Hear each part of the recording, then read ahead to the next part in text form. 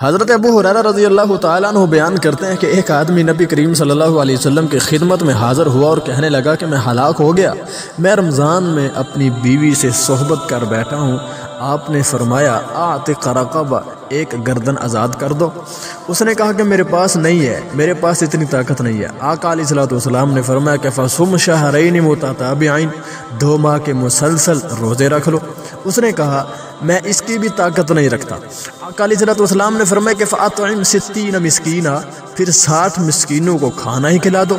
اس نے کہا کہ ایسا بھی نہیں کر سکتا۔ پھر آقا علیہ الصلوۃ والسلام کے پاس کھجور کا ایک بڑا ٹوکرا لایا گیا۔ آقا علیہ الصلوۃ والسلام نے فرمایا کہ این السائل، سوال کرنے والا کدھر ہے؟ جس نے کہا تھا کہ میں اپنی بیوی سے صحبت کر کر ہلاک ہو گیا ہوں رمضان کے اندر۔